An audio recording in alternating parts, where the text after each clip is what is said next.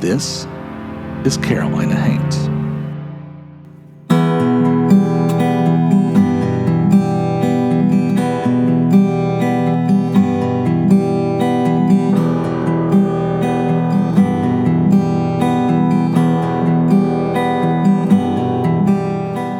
Carolina Haints presents Folk, a show about our stories.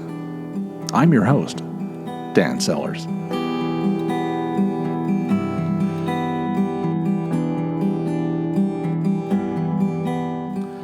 At the foothills of the Blue Ridge Mountains, and near the western end of the Brushy Mountains, is what used to be part of Burke County, decades before the founding of what would later become the town of Lenoir.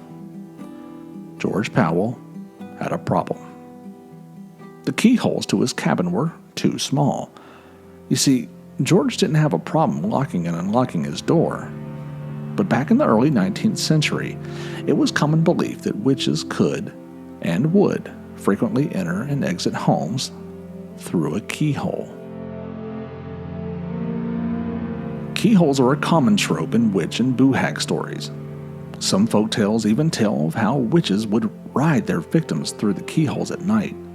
Several remedies were known to help good Christian folks suffering from being plagued by witches, such as placing a horseshoe above one's front door, or placing salt outside all possible entryways. Further down east, it became a common tradition to paint porch ceilings a beautiful indigo color, which would become known as Haint Blue. Not much was recorded about George Powell or his supposed haunting, but George was the son of Elias Powell, a Welsh immigrant who perhaps passed down his own superstitions to his son. The details of George's bewitchment were never really recorded, but it's safe to assume he believed his cabin was haunted. The devilish entities that tortured Powell and his family had accumulated over time, and George thought they perhaps had no way to leave. That's why around 1818, the log cabin, the Powell homestead, burnt to the ground. Living with such a haunting can be a dismal proposition. It isn't too hard to imagine Powell maybe even burning the house down himself, eradicating the evil spirits the only way he could, by sending them back to hell.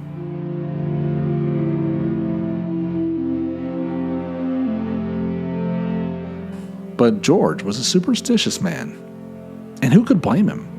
When it came time to build a new home on the same piece of land, George built his second home out of stone.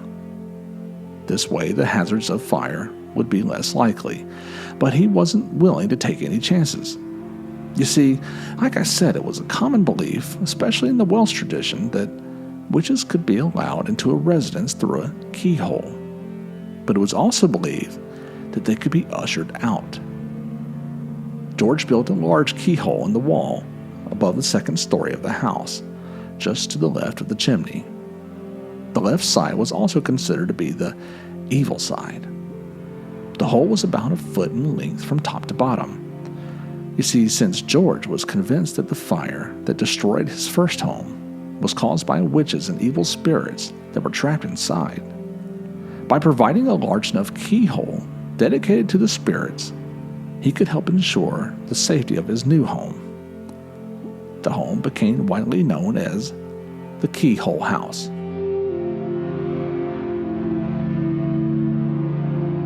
And whatever George did must have worked. The house stood another 150 years before it was finally demolished in the early 1970s. George would go on to be quite prosperous and influential. On March 1st, 1841, the land where the Keyhole House stood was officially named Caldwell County, in George's very own store. Today, the Trinity United Methodist Church sits on the land where the Keyhole House once stood, and thankfully, someone had the good sense to preserve a key aspect of the house's construction. That's right, the infamous keyhole was removed and preserved intact from the house, and now sits on display in front of the church. It's been built into the front of a large brick planter that bears the church's name. The only problem is, the hole's been bricked up.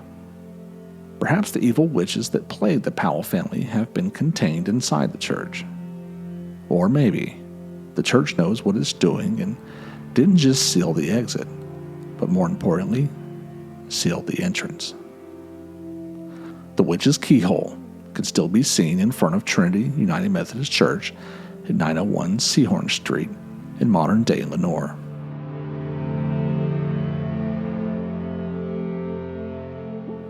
This podcast is brought to you by Wreak Havoc Productions and Carolina Haints, a nonprofit organization dedicated to promoting folklore storytelling throughout the Carolinas.